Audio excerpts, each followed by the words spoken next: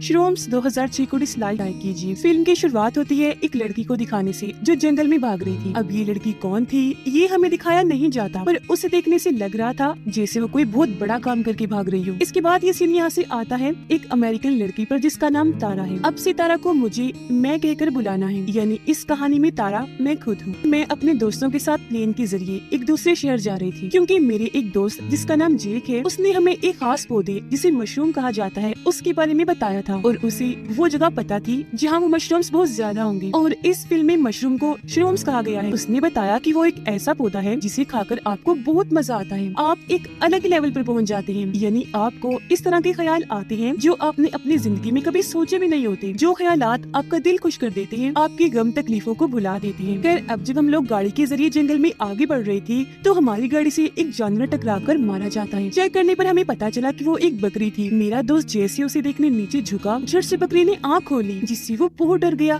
साथ ही उसे गुस्सा भी आ गया था। वो एक हथियार लेकर 3 से 4 बार उस पर वार करके मार ही देता है। उसकी इस हरकत पर सबको बहुत बुरा लगा, खास तौर पर मुझे। मैंने उसे कहा, किसी जानवर के साथ ये सलूक अच्छी बात नहीं, अगर कोई तुम्हारे साथ बिल्कुल ऐसे करे तो कैसा लगेगा तुम्हें। हमारी ये बात चल ही रही थी कि थोड़ी दूर झाड़ियों में 2 आदमी आकर खड़े हो जाते हैं, जिनके हाथ में कुल्हाड़ी थी, क्योंकि वो शिकार करने आई थी। दिखने में कैनिबल्स आदमखोर लग रही थी, इसलिए मेरे दोस्त जेक ने कहा कि अब से ये बकरी उनका खाना है। जिसके बाद वो खुद बकरी की टांग पकड़कर उनके सामने फेंकता है। वो दोनों उसे उठाकर काफी खुश हो गई, फौरन जंगलों में चले जाते हैं। और अब हम लोग आगे बढ़ के अपनी मंजिल तक आ गई थी, जहाँ हमें वो श्रूम्स ढूंढनी थी। यहाँ हम कैंपिंग करने का फैसला करते हैं, यानी टेंट लगाकर रहने का। पर इससे पहले जेक हम सबके मोबाइल्स ले लेता है, ये कहते हुए कि जब हम लोग श्रूम्स खा रहे होंगे, एंजॉय कर रहे होंगे, तो मैं नहीं चाहता कि मोबाइल्स की वजह से हम डिस्टर्ब हो। मोबाइल्स लेकर उसने गाड़ी में ही रख दिए और अब हम सारे लोग श्रूम्स ढूंढने लगे। मेरे 2 दोस्त जब श्रूम्स तोड़कर खाने लगे तो जेक उन्हें रोककर पहले श्रूम्स की खूबियाँ और खामियां बताने लगता है। कहता है कि जिस श्रूम के ऊपर काले रंग का निशान होगा उसे डेथ मशरूम कहा जाता है। तुम लोग गलती से भी उसे मत खा लेना, क्योंकि उसे खाकर या तो इंसान की फौरन ही दर्दनाक मौत हो जाती है, या अगर वो इंसान बच गया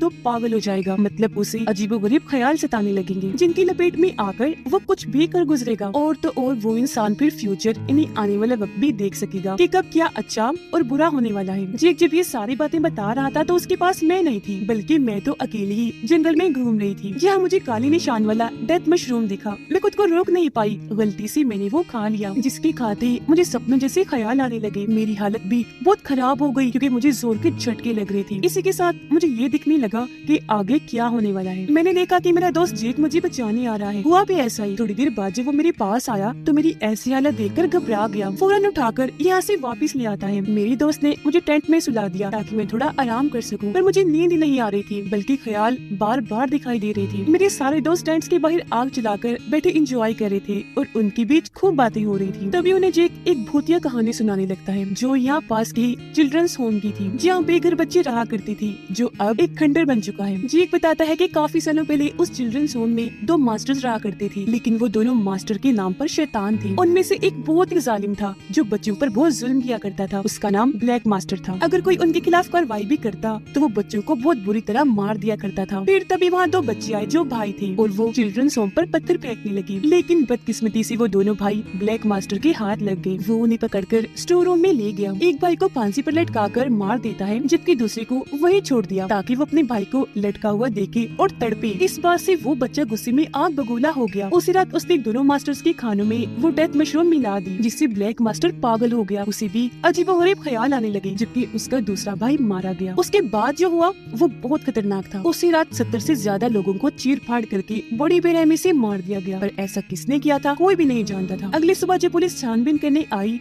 तो उन्हें वहाँ लाशों के साथ साथ वो बचा हुआ भाई मिला। सिर्फ एक लाश वहाँ से गायब थी, और वो थी ब्लैक मास्टर की। तभी से लोगों का मानना है कि आज भी इस जंगल और उस चिल्ड्रंस होम में ब्लैक मास्टर की आत्मा रहती है, जो यहाँ आए लोगों को बेरहमी से मारता है।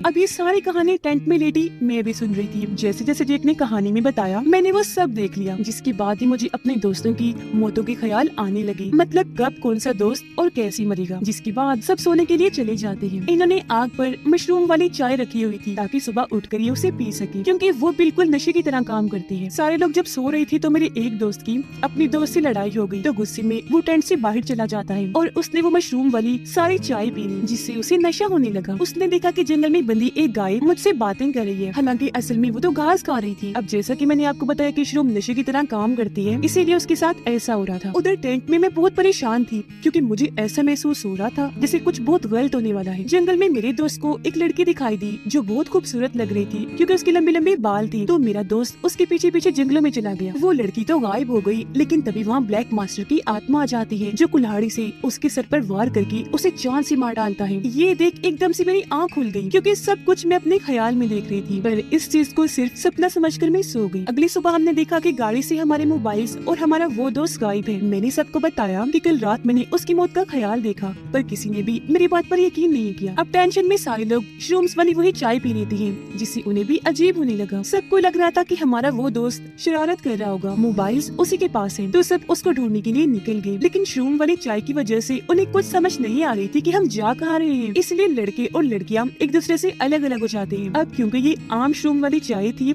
इसलिए उन्हें सिर्फ नशा हो रहा था, ख्याल नहीं आ रही थी। जब मैं और दोनों दोस्तें आगे बढ़ रही थी तो मेरी दोस्तों के बीच लड़ाई हो गई। उनकी भी छत्तापाई हो जाती है, जिस बीच मेरी एक दोस्त गिरती हुई एक गड्ढे में आकर गिरी, जहाँ उसे हमारे उसी गायब दोस्त की लाश मिली, जिसकी हालत बहुत ही खराब थी क्योंकि उसे बुरी तरह काटा गया था। खून में वो लथपथ था। उसकी ऐसी हालत देखकर मेरी दोस्त की भी हालत खराब हो गई। मैंने उसे संभाला, पर सच में उसे देखकर तो मैं खुद भी डर गई। मेरी दोस्त इतनी डरी हुई थी कि रोने लगी। कहती है कि ना तो हमें इस जंगल में आना चाहिए था, ना तारा तुम्हें ब्लैक श्रूम खानी चाहिए थी जब भी तुम्हें अजीबोगरीब ख्याल आ रहे हैं, और ना ही हमें वो नशे वाले चाय पीनी चाहिए थी। अचानक मुझे दिखा कि ब्लैक मास्टर की आत्मा हमारा पीछा करते हुए यहाँ आ रही है। मैं काफी डर गई क्योंकि ये चीज सिर्फ मुझे ही दिखाई दे रही थी। मैंने इस बारे में अपने दोस्तों को बताया, वो भी काफी डर गई और अब हम तीनों यहाँ से भागने लगी। भागते भागते मेरी एक दोस्त हमसे अलग हो गई। मैं भी तेजी से भाग रही थी और बार बार पीछे मुड़कर देखने की वजह से एक पेड़ से टकराकर नीचे गिर गई, जिसके साथ ही मुझे अपने उस दोस्त के बारे में ख्याल आने लगा जो हमसे अलग हो गई थी। मैंने देखा कि वो उन कैनिबल जैसे दिखने वाले भाइयों के घर पहुँच गई है। अचानक वहाँ फिर ब्लैक मास्टर आकर मेरी दोस्त पर हमला कर देता है। फिर अब ख्याल से बाहर आने पर मैं अपनी दूसरी दोस्त के साथ आगे बढ़ी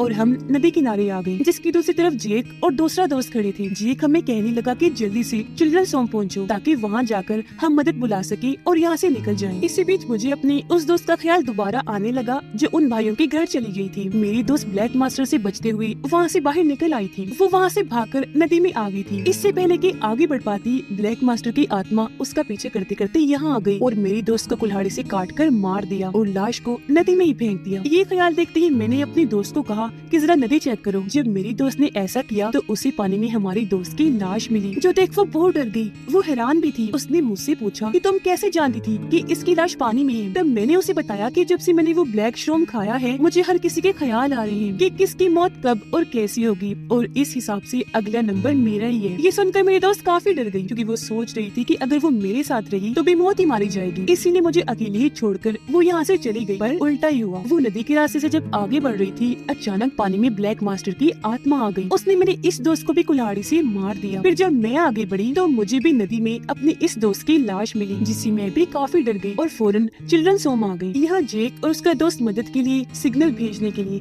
जब रेडियो ढूंढ रही थी तो ब्लैक मास्टर यहाँ आकर जेक के दोस्त को भी मार देता है। ऐसा करने के बाद ब्लैक मास्टर ने जेक पर भी हमला किया, पर बिना सोचे समझी वो जल्दी से बाहर आया और छत से नीचे कूद गया। पर इस वजह से उस बेचारे की एक टांग बुरी तरह टूट गई। दर्द की वजह से वो बहुत चिल्ला रहा था।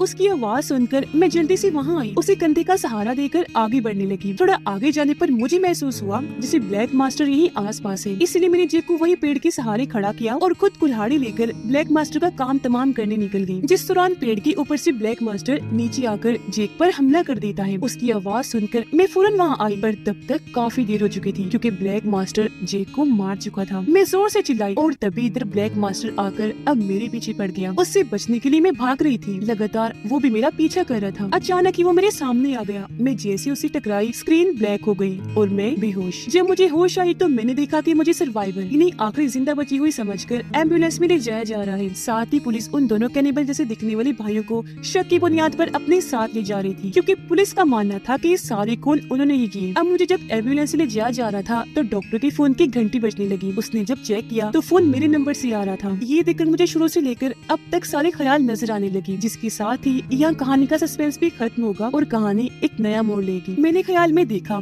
कि जब सबके फोन गायब हुए थे तब उससे पहले ही मैंने अपना फोन निकाल लिया था और फिर उसके बाद एक एक करके अपने सभी दोस्तों को मार दिया और उन सभी के फोन गायब कर दिए ताकि कोई भी मदद न बुला सके। मेरे दोस्त की रात के वक्त जब अपनी दोस्त से लड़ाई हुई थी, जब वो जंगल में गया था, गाय से बातें कर रहा था, तब उसके पीछे मैं भी जंगल में गई और मौका पाकर कुल्हाड़ी से उस पर वार करके मार दिया। फिर अगली सुबह जब मैं अपने दोस्त को ढूंढते हुए अलग हो गई थी तो मौका पाकर वहाँ मैंने ही अपने दोस्त को कुल्हाड़ी से मार दिया और उसकी लाश नदी में फेंक दी। फिर मैंने अपने दूसरी दोस्त को नदी में चेक करने को कहा और जब उसे चेक करने पर लाश मिली तो उसने मुझसे पूछा कि तुम ये सब कैसे जानती थी। तो मैंने उसे ये नहीं कहा था कि मुझे ख्याल आया, बल्कि मैंने उसे सच बता दिया था कि ऐसा मैंने ही किया है, यानी उसे मैंने ही मारा। ये सच जानकर वो मुझसे डर कर भागी थी, इसीलिए मौका पाकर मैंने उसका भी खेल खत्म कर दिया। फिर जब मैं चिल्ड्रंस होम आई और जेक और उसका दोस्त जब अलग हुए तो मैंने इस मौके का भी फायदा उठाया। सबसे पहले मैंने जेक के दोस्त को मारा, बाद में जेक पर भी हमला किया, पर क्योंकि उसने मेरा चेहरा नहीं देखा था इसलिए वो डर की वजह से वहाँ से भागा और छत से कूद गया। फिर उसे जंगल में ले जाते वक्त जब मैं कुल्हाड़ी लेकर ब्लैक मास्टर को मारने के बहाने गई तो मैंने उससे जेक को ही मार दिया। उसे मारने के बाद फिर मैंने अपने फोन से पुलिस और डॉक्टर्स को यहाँ बुलाया और उन दोनों भाइयों को इस केस में फंसा दिया जो बेकसूर थे। ख्याल से वापस आने पर मैंने डॉक्टर से मदद मांगी और एकदम वहाँ खामोशी छा गई, जिसके अगले ही पल मैं एकदम से एम्बुलेंस की खिड़की पर आई। मेरे हाथ खून से भरे हुए थे और हाथ में कैंची पकड़ी हुई थी, जिसका मतलब मैंने उस डॉक्टर को भी मार दिया। ऐसा करने के बाद मैं एम्बुलेंस से उतरकर दोबारा जंगलों में भागने लगी और ये शुरुआत वाला सीन है जहाँ उस वक्त तो हमें दिखाया नहीं गया था कि लड़की कौन है, पर यहाँ समझ लग गई कि वो मैं ही थी, यानी तारा। अब यहाँ सवाल ये बनता है कि तारा ने वो सब क्यों किया, तो इसका सिंपल जवाब है उस ब्लैक डेथ मशरूम की वजह से। उसने ही तारा से वो सब करवाया, क्योंकि जेक ने तो मशरूम के बारे में पहले ही सब कुछ बता दिया था कि डेथ मशरूम्स खाने के बाद इंसान को ऐसी चीजें नजर आती हैं जिनके बारे में इंसान कभी सोच भी नहीं सकता और वो इंसान बहुत ही खतरनाक रूप की बात पागल हो सकता है। और बिल्कुल ऐसा ही तारा के साथ हुआ। डेथ मशरूम्स खाकर वो मरी तो नहीं, बल्कि ब्लैक मास्टर की कहानी सुनकर मशरूम्स ने उसकी दो सोचें बना दी। जहाँ एक तरफ उसे ऐसा लग रहा था जैसे मुझे अपने दोस्तों की मौत का ख्याल आ रहा है कि ब्लैक मास्टर किसे कब और कैसे मारेगा, हालांकि ब्लैक मास्टर जैसा कोई कैरेक्टर कभी था ही नहीं। दूसरी तरफ वो खुद ही एक एक करके अपने दोस्तों को मार रही थी। जब उसे ये बात पता चली तो उसके बाद भी वो नहीं रुकी। हकीकत जानते हुए भी उसने डॉक्टर को मार दिया और जंगलों में भाग गई, जिसका मतलब कि वो अपने दिमाग को नहीं बल्कि उसका दिमाग उसे कंट्रोल कर रहा था, क्योंकि उसका दिमाग डेथ मशरूम खाने की वजह से पागलपन की आखिरी लेवल पर था, इसलिए उससे ये सब करवा रहा था। इसीलिए कहते हैं कि इंसान को किसी भी किस्म का नशा नहीं करना चाहिए, क्योंकि ये नाम ही बुरा है। जो आज बेशक आपको सुकून दे रहा है, आपको इससे कोई नुकसान नहीं हो रहा, पर एक दिन ये बुराई खुद को साबित कर ही देती है आपका नुकसान करके। तो इसीलिए हमेशा नशे और ऐसी चीजों से दूर रहिए और महफूज रहिए। इसी मैसेज के साथ ये मूवी इधर ही खत्म हो जाती है।